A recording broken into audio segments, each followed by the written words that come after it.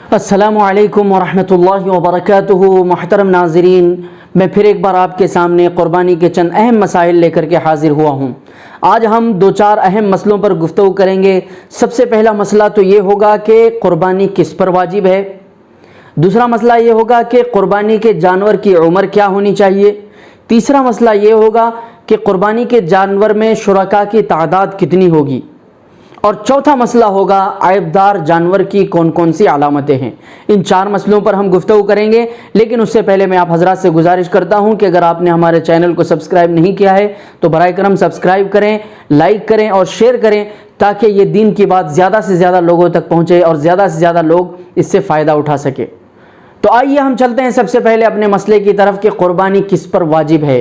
تو قربانی ہر اس شخص پر واجب ہے جو عاقل ہو، بالغ ہو، چاہے مرد ہو چاہے عورت ہو، اگر وہ صاحب نصاب ہے، یعنی اس کے پاس 7.5 تولہ سونا یا 52.5 تولہ چاندی یا اتنا مال ان کے پاس ہے کہ ان دونوں میں سے کسی ایک نصاب کو وہ پہنچتا ہو، چاہے وہ سامان گھریلو سامان ہو، چاہے زیورات کی شکل میں ہو، چاہے وہ پراپرٹی کی شکل میں ہو، چاہے مکانوں کی شکل میں ہو، یعنی ایک مکان میں تو وہ خود رہتا ہے لیکن دوسرا مکان ہے جو کرائے وغیرہ کے لیے دیا جاتا ہے، تو ایسے شخص پر قربانی کرنا واجب اور ضروری ہے۔ اگر ایسا شخص قربانی نہیں کرے گا تو اللہ کے نزدیک وہ گنہگار ہوگا۔ قربانی کرنے کے لیے مال پر سال گزرنا ضروری نہیں ہے، جیسا کہ زکوٰۃ کے مسئلے میں ہے کہ زکوٰۃ کے مسئلے میں ایسا ہے کہ جب آدمی کے پاس مال آ جاتا ہے تو زکوٰۃ اسی وقت واجب ہوتی ہے جب اس کے اوپر سال گزر جاتا ہے، لیکن قربانی کے مسئلے میں ایسا نہیں ہے۔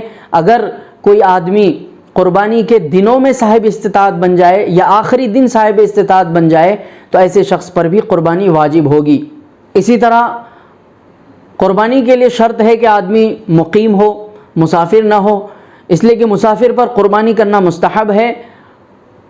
لیکن اگر کوئی مسافر سفر کے لیے گیا تھا لیکن قربانی کے ایام ختم ہونے سے پہلے وہ واپس آ گیا تو آنے کے بعد اس کے اوپر قربانی واجب اور ضروری ہوگی۔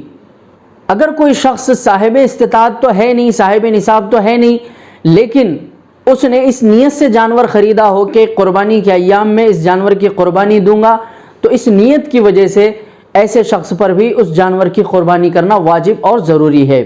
دوسرا مسئلہ یہ ہے کہ جانور کی عمر کتنی ہونی چاہیے۔ اگر جانور بکری، بکرا، بھیڑ، دمبا وغیرہ ہے تو ایسے جانوروں کی عمر کم از کم 1 سال ہونا چاہیے، یا وہ اتنے موٹے تازے ہوں دکھنے میں کہ وہ 1 سال کے لگتے ہوں تو ایسے جانوروں کی قربانی کرنا جائز ہے۔ اسی طرح گائے، بیل، بھینس یا اس جیسے جانوروں کی عمر ضروری ہے کہ وہ 2 سال کے ہوں یا اس سے زائد ہوں۔ 2 سال سے کم کے اگر ہیں تو ان کی قربانی کرنا علماء نے لکھا ہے کہ درست نہیں ہے۔ اور اگر ہم اونٹ کی قربانی کر رہے ہیں تو اونٹ کے لیے ضروری ہے کہ وہ 5 سال یا اس سے زیادہ کا ہو۔ 5 سال سے کم عمر والے اونٹ کی قربانی بھی درست نہیں ہے۔ اور آج کا تیسرا مسئلہ یہ ہے کہ قربانی کے جانور میں شرکاء کی تعداد کتنی ہونی چاہیے۔ تو اس سلسلے میں حضرت عبداللہ ابن عمر رضی اللہ تعالیٰ عنہ کا فرمان ہے کہ نبی علیہ السلام نے فرمایا کہ بکرا، بکری، بھیڑ، دمبا وغیرہ یہ ایک آدمی کی طرف سے کافی ہے۔ البتہ گائے، بیل، بھینس یا اونٹ وغیرہ میں 1 سے زائد آدمیوں کی شرکت جائز اور درست ہے۔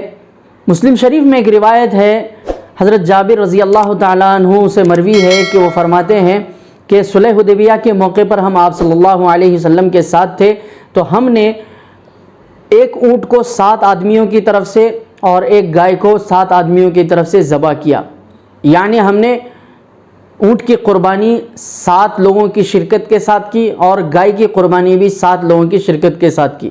اس حدیث سے معلوم ہوتا ہے کہ گائے، بیل، بھینس، اونٹ وغیرہ میں 7 لوگ شریک ہو سکتے ہیں اور 7 لوگوں کی طرف سے قربانی ادا ہو جائے گی۔ اور چوتھا مسئلہ یہ ہے کہ عیبدار جانور کیسا ہوتا ہے۔ تو سب سے پہلے تو یہ دیکھنا ہے کہ اگر اس جانور کے سینگوں میں سے کوئی ایک سینگ یا دونوں سینگ جڑ سے اکھڑ گئے ہوں تو ایسے جانور کی قربانی درست نہیں ہے۔ اسی طریقے سے اگر وہ جانور کانا ہے، یعنی وہ بھینگا دیکھتا ہے، تو ایسے جانور کی قربانی بھی درست نہیں ہے۔ تیسری شکل یہ ہے کہ اگر جانور لنگڑا ہو اور لنگڑا اس قدر ہے کہ وہ اپنی جگہ سے قربان گاہ تک پیدل نہیں جا سکتا تو ایسے جانور کی قربانی بھی درست نہیں ہے۔ اور چوتھی بات یہ ہے کہ اگر کوئی جانور بیمار ہے اور اس کی بیماری واضح طور پر نظر آ رہی ہے تو ایسے جانور کی بھی قربانی نہیں دینی چاہیے، کیونکہ قربانی کا جو جانور ہے یہ کل قیامت کے دن ہماری سواری بنے گا، ہم اس پر سوار ہو کر قیامت یعنی جنت میں جائیں گے۔ تو ظاہر ہے کہ جتنی مضبوط اور جتنی صحت مند سواری ہوگی تو اتنا ہی تیزی سے ہم جنت میں جائیں گے، جتنی بیمار اور لاغر اور کمزور سواری ہوگی تو ظاہر ہے کہ سفر بھی اتنا ہی آہستہ سے گزرے گا۔ تو یہ چند مسائل تھے جو آپ کے سامنے پیش کیے گئے، انشاءاللہ میں مزید مسائل کے ساتھ آپ کے سامنے حاضر ہوں گا، تب تک کے لیے اللہ حافظ۔ السلام علیکم ورحمۃ اللہ وبرکاتہ۔